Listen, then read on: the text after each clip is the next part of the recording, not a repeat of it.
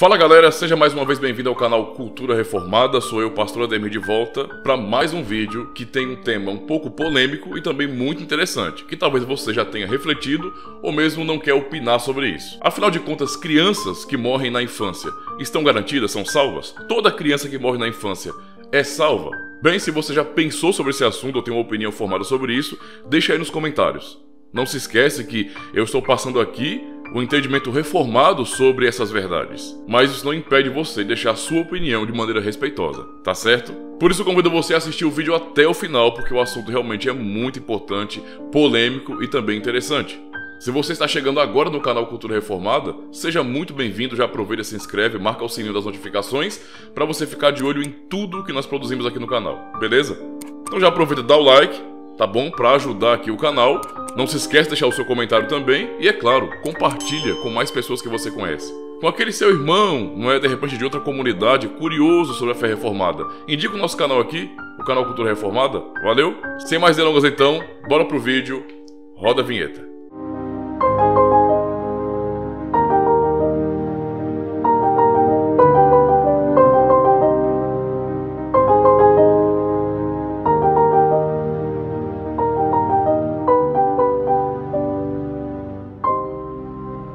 Pessoal, esse é um tema realmente muito polêmico no meio protestante, principalmente.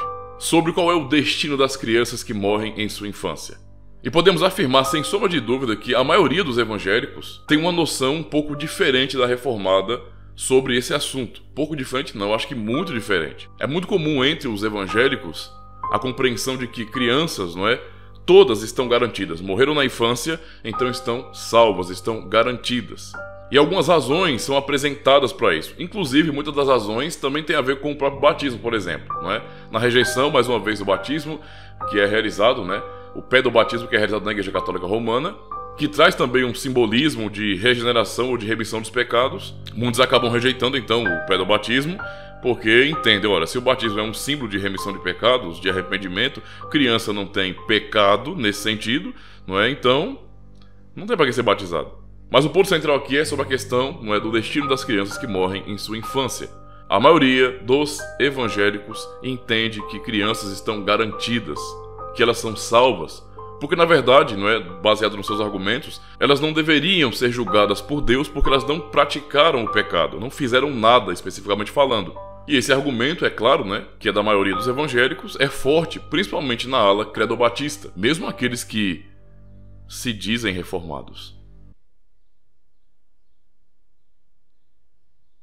E o pensamento é esse: ou alguns chegam, não é, ao entendimento de que crianças são puras, crianças não têm pecados, ou então chegam, por exemplo, ao nível do catolicismo romano, que entende sim que a criança já nasceu com pecado, nasceu com pecado original, mas que o batismo resolve o problema.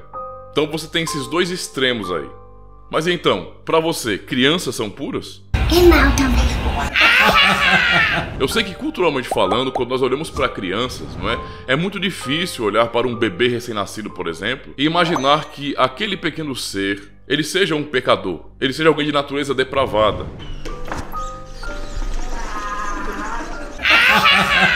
Apesar de ser algo muito chocante à nossa cultura, porque aprendemos a olhar para as crianças, não é, com esse olhar de pureza, com esse entendimento de que elas são puras, ainda assim, a pureza das crianças, ou a sua inocência diante de Deus, não corresponde à verdade bíblica.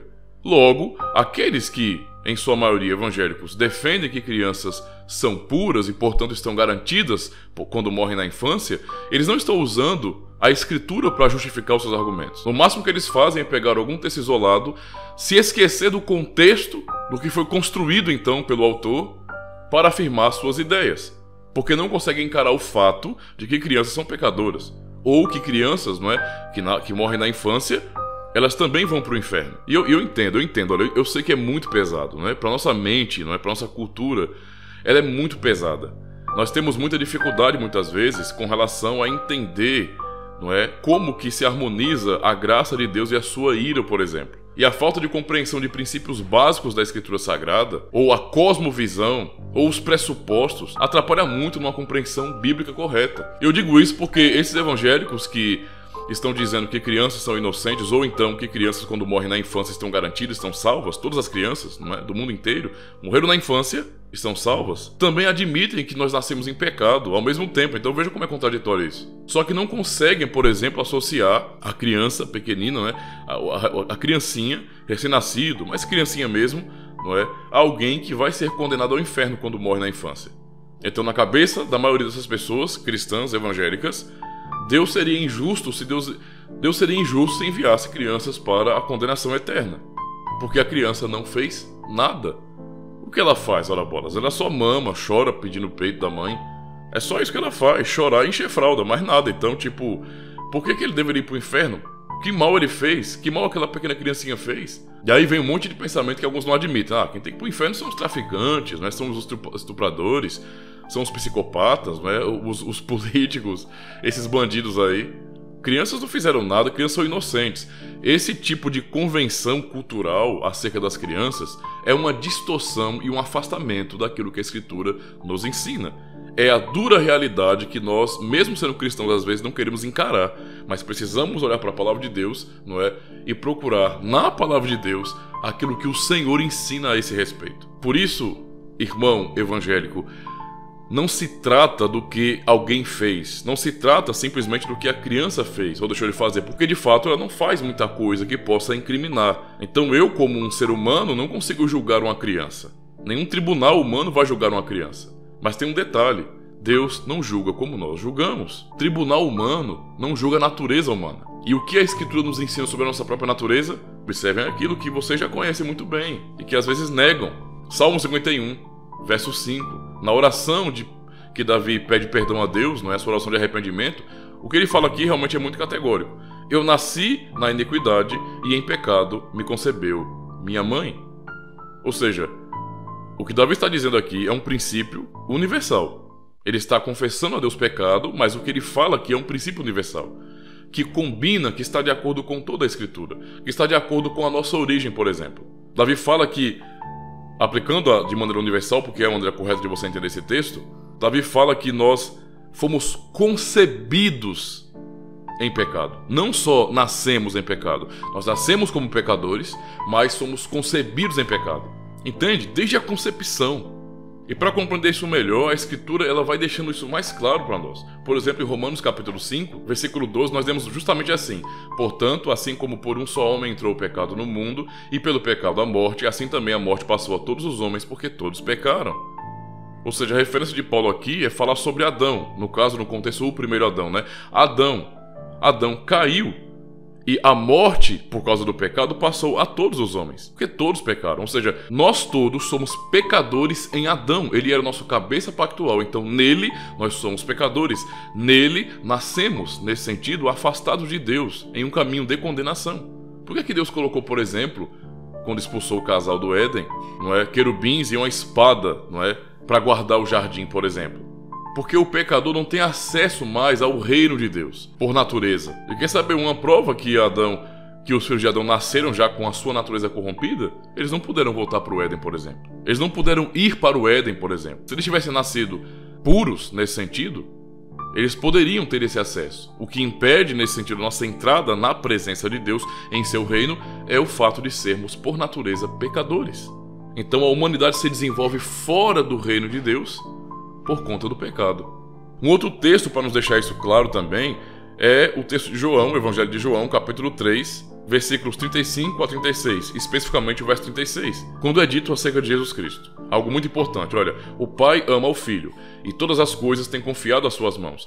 Por isso, quem crê no Filho tem a vida eterna. O que todavia se mantém rebelde contra o Filho não verá a vida, mas sobre ele permanece a ira de Deus. Não é sobre ele será imputada ou derramada a ira de Deus, ou ele se tornará filho da ira. Não, sobre ele permanece, porque ele já nasceu com isso. E para ficar ainda mais claro, o apóstolo Paulo, não é, em Efésios 2, explana isso também. Efésios 2, verso 1 a 3. É melhor ler os três versículos, não é, de maneira direta para compreendermos melhor. Ele fala: Ele vos deu vida, estando vós mortos em vossos delitos e pecados, nos quais andastes outrora, segundo o curso deste mundo, segundo o príncipe da potestade do ar, do espírito que agora atua nos filhos da desobediência, entre os quais também todos nós andamos outrora, segundo as inclinações da nossa carne, fazendo a vontade da carne e dos pensamentos. Agora prestem atenção nisso.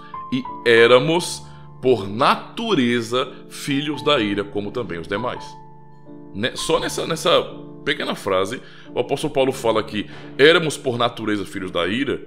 Ele está dizendo que a natureza comum do ser humano é corrompida e, portanto, somos por natureza filhos da ira. Aqui ele fala no passado éramos por natureza porque houve algo que mudou isso. Algo mudou essa realidade, não é? Que foi o novo nascimento. Esse é o ponto aqui. Ou seja, Cristo nos regenerou, não é? Nos vivificou. O Espírito Santo aplicou essa obra em nós, nos trazendo nova vida. Mas antes disso, ele está dizendo nós éramos, não é, filhos da ira, como os demais, ou seja, o mundo inteiro, a humanidade nesse sentido, nasce debaixo da ira de Deus. Todos por natureza somos filhos da ira. O único que muda essa realidade é Cristo. Só Ele muda essa realidade, não é? Por meio do Espírito Santo, só Ele. Por isso esse temor de olhar para crianças como sendo merecedoras de irem para o inferno é um temor que tem muito mais a ver com uma questão cultural, um conceito desenvolvido em nossa cultura, que é uma distorção do amor de Deus e de sua justiça, e é também uma rebeldia, porque o homem não quer aceitar aquilo que o Senhor fala do próprio homem. Entende? Então, quem é que entende a nossa própria natureza? Não somos nós. Nós estamos lutando para entender um pouco mais sobre quem nós somos. Deus que nos criou, que sabe exatamente quem nós somos. E o Senhor, Deus, não é? O Espírito Santo, nos fala por meio de sua palavra que nós nascemos como filhos da ira, nascemos em estado de condenação, e aquele que muda essa realidade é Cristo. Então, por natureza, somos filhos da ira. Só aqui já compreendemos, não é?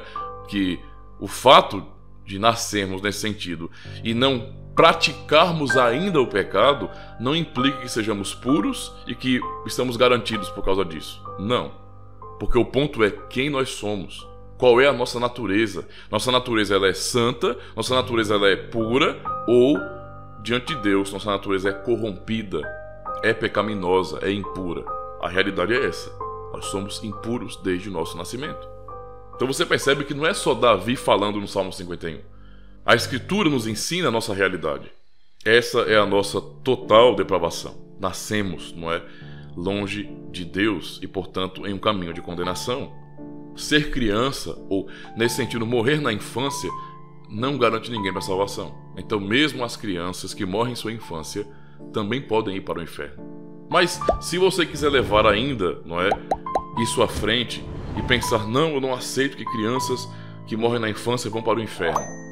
Eu não aceito de jeito nenhum. Crianças que morrem na sua infância, elas são salvas, estão garantidas, não é?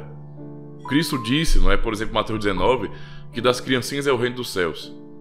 Será que ele disse isso mesmo? Será que não é a sua má interpretação do texto?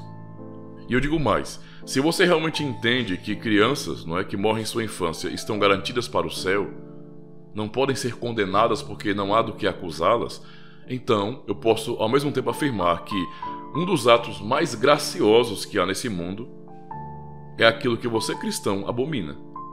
Sabe o que é? Que tem sido propagado muito na sociedade hoje, o aborto. Se crianças estão garantidas porque morrem em sua infância, quando morrem em sua infância, então o aborto é um dos atos mais graciosos que temos nesse mundo. Ainda que aquele que aborta tenha a intenção de assassinar, de se livrar de uma vida, todavia, por mais que haja maldade na atitude de quem aborta, ainda assim, aquela maldade resulta em um bem imensurável àquela criança que foi abortada, ao feto que foi abortado. Se é assim, então, se crianças, não é, elas estão garantidas quando morrem na infância, para que deixar crianças crescerem, não é, para mais tarde, como adultos, se desviarem, não crerem no Evangelho e irem para o inferno? Eu acho que esse pensamento torna, não é, o aborto uma coisa graciosa e a nossa atitude contra o aborto como sendo um ódio contra as crianças de verdade, um ódio contra a humanidade. Porque se morrer na infância garante a entrada no céu, para que proliferar a humanidade? Faz mais sentido, dentro dessa ótica, não é, o aborto. Mas eu quero dizer que esse entendimento desses credo-batistas, não é, na maioria, os evangélicos no caso, que tem essa dificuldade, sinceramente para mim isso é de maneira bem escondida, bem camuflada, não é? Um pouquinho, né? Um ranço ainda de arminianismo, ou a manifestação, ainda que humilde, simples, da remonstrância. E mesmo esses que se chamam de calvinistas, não é? Que não são de fato reformados, mas se querem assumir o título de reformados, por exemplo, acabam às vezes negando isso. Mas olha o que os cânones de Dort nos ensinam, por exemplo. Dá uma olhadinha aqui nos cânones de Dort. Não é? Cânon de Dort, capítulos 3 e 4, que fala sobre a corrupção do homem, sua conversão a Deus e o modo dela. Então, no artigo 2, diz bem assim, Cânon de Dort, ok? A procriação da corrupção. Depois da queda, o homem corrompido gerou filhos corrompidos. Aquilo que nós já lemos na Escritura Sagrada, né? Vocês já viram aí. Então, a corrupção, de acordo com o justo julgamento de Deus, passou de Adão até todos os seus descendentes, com exceção de Cristo somente. Óbvio, né? Hebreus nos ensina sobre isso. Não passou por imitação, como os antigos pelagianos afirmavam, mas por procriação da natureza. Então, o sínodo, nesse sentido aqui, rebate mais uma vez, não é? Rejeita mais uma vez a heresia de Pelágio, certo? Mas os semi-pelagianos ou arminianos, remonstrantes, não estão tão diferentes assim. Embora eles não digam que é por imitação que o homem peca, ainda assim, quando se fala em que bebês, não é, que criancinhas que morrem na sua infância não devem ser condenadas por Deus porque elas não fizeram nada, está equiparando isso ao pelagianismo. A realidade é essa. O artigo 3 também nos diz assim, o resultado da queda. Portanto, todos os homens são concebidos em pecado e nascem como filhos da ira, como já lemos em Efésios 2, incapazes de qualquer ação que os salve, inclinados para o mal, mortos em pecados e escravos do pecado, sem a graça do Espírito Santo regenerador, nem desejam, nem tampouco podem retornar a Deus, corrigir suas naturezas corrompidas e ao menos estar dispostos a essa correção. Então, a Escritura é muito clara e também as confissões reformadas do mesmo jeito são claríssimas sobre isso. Mas pensando naquele texto de Mateus, né? Mateus 19, verso 14, que é tão usado por muitos evangélicos para dizer que olha aí a base para a salvação universal das criancinhas que morrem na infância. O que o texto diz, né? Jesus, porém, disse, deixai as crianças e não as impeçais de vir a mim, porque de tais é o reino dos céus. Embora que uma explicação melhor sobre isso é deixai vir a mim as crianças e não as impeçais, pois o reino dos céus pertence aos que são semelhantes a elas, né? Então, a referência é que adultos têm que ser como crianças, entende? Mas tocando no assunto, não é, das crianças que são levadas até Cristo, aquelas crianças são crianças da aliança, viu? Não queira generalizar a coisa não, aquele texto não mostra crianças de maneira geral, não é um texto que universaliza a salvação de crianças. Veja, são pais piedosos conduzindo suas crianças até Cristo. Esse é o ponto aqui. Crianças que são da aliança. O contexto é esse ainda. Ou seja, existe um benefício, sim, para crianças que morrem na infância, mas crianças que pertencem à aliança de Deus. Vocês entenderam isso? Crianças que pertencem à aliança de Deus. Certo? Inclusive, os próprios cânones de Dort nos ensinam isso. Para você que diz que é reformado, mas não gosta muito dos cânones, Cânones de Dort, capítulo 1, artigo 17. Ouçam com atenção. Filhos de crentes que morrem na infância. Devemos julgar a respeito da vontade de Deus com base na sua palavra. Ela testifica que os filhos de crentes são santos, não por natureza. Já aprendemos aqui que nascemos como filhos da ira, que por natureza somos filhos da ira, não é? Mas em virtude da aliança da graça, na qual estão incluídos com seus pais. Por isso, os pais que temem a Deus não devem ter dúvida da eleição e salvação de seus filhos, dos que Deus chama desta vida ainda na infância. Então, esta bênção ou este consolo com relação aos filhos é uma bênção para o povo da aliança, isto é, para a igreja de Cristo. Lembrando aqui de Atos 2,39, não é? Ou seja, são filhos de pais crentes. Por quê? Porque a promessa diz respeito a vós, vossos filhos, e a todos que estão longe, tantos quanto o Senhor nosso Deus chamar. Nesse contexto de expansão de igreja, não é, na conversão daquelas 3.000 almas em Atos 2, o que é dito ali? O que Pedro, não é, o judeu, diz àqueles que estavam ali? A promessa é para vocês e para seus filhos também.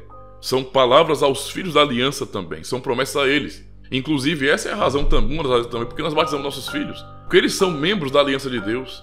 Nós não vemos nossos filhos como sendo de fora da igreja, eles são membros da igreja também, membros da aliança de Deus. Ou seja, tanto como a nós, a eles, nossos filhos, os filhos de pais crentes, não é? São feitas as mesmas promessas. As promessas são para nós e para nossos filhos.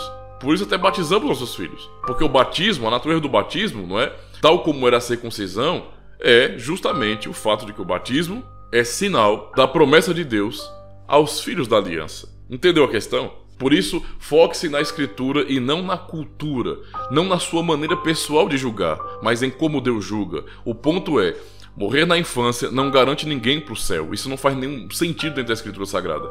Mas existe um consolo para pais cristãos, para membros da aliança de Deus, isto é, aqueles que são de Cristo realmente. Eles podem ter o consolo, não é, de que os filhos que nascem nesta aliança, ou seja, seus filhos que morrem na infância, são eleitos de Deus. Este é um consolo que temos na aliança da graça, tá certo? Eu espero que você possa refletir bem sobre esse assunto. É um assunto um pouco pesado, não é, por causa dessa cultura que foi gerada, mas o importante para nós é nos focarmos na escritura sagrada. Se você já tinha refletido sobre isso, não é? Então, por favor, deixa aí nos comentários também o que você pensa sobre isso. E entenda, não é, que esta é a fé reformada. Reformados de verdade, confessionais, jamais vão pregar que existe uma salvação universal para toda criança que morre em sua infância. Não. Esta bênção, não é, é declarada aos filhos da aliança. Deus tem uma aliança com nós, os que cremos, e com nossos filhos. Ok? Valeu, pessoal. Até o próximo vídeo, então.